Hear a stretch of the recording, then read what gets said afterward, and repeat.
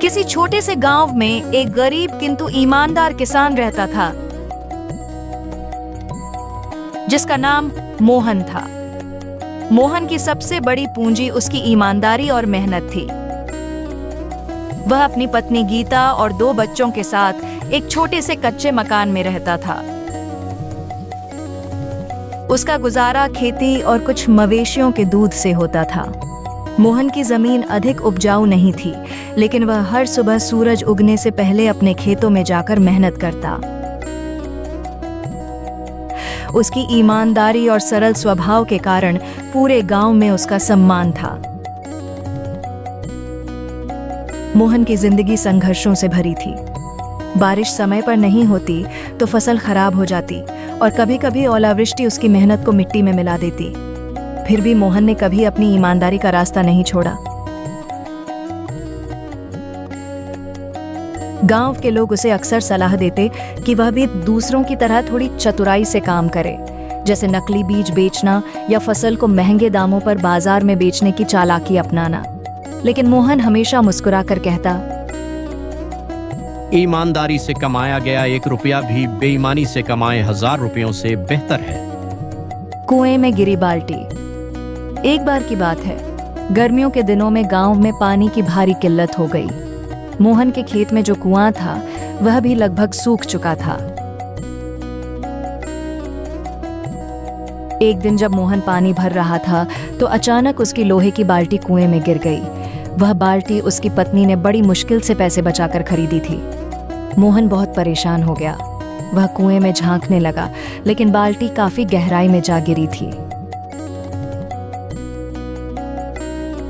उसी समय वहां से एक बुजुर्ग साधु गुजर रहे थे।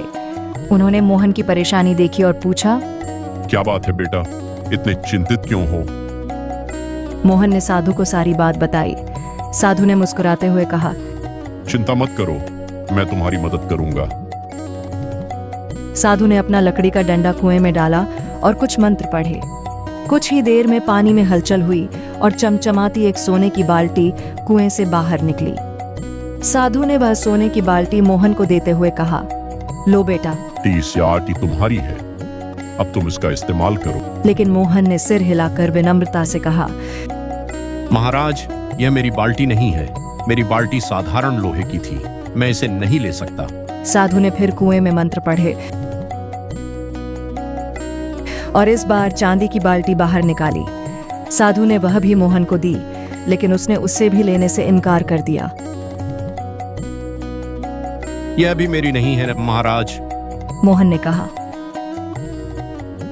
आखिरकार साधु ने तीसरी बार मंत्र पढ़ा और कुएं से लोहे की बाल्टी बाहर आई। मोहन की आंखों में खुशी चमक उठी। उसने तुरंत कहा, यह मेरी बाल्टी है महाराज, धन्यवाद। साधु उसकी ईमानदारी से बहुत प्रभावित हुए। उन्होंने कहा, तुम्हारी ईमानदारी के कारण मैं तुम्हें आशीर्वाद देता हूँ। तुम्हारे खेत हमेशा हरे भरे रहेंगे और तुम्हारी मेहनत का फल तुम्हें हमेशा मिलेगा। साधु के आशीर्वाद के बाद मोहन की जिंदगी बदलने लगी। उसकी फसलें लहलहाने लगीं और उसके मवेशी अधिक दूध देने लगे। उसकी मेहनत रंग लाई और कुछ ही सालों में उसने अपनी ईमानदारी और परिश्रम से गांव के सबसे सफल किसानों में अपना नाम बना लिया। उसकी ईमानदारी की चर्चा पूरे इलाके में होने लगी। गांव के लोग जो पहले उसे बेईमानी का रास्ता अपनाने की सलाह देते थे, अब उससे प्रेरणा लेने लगे।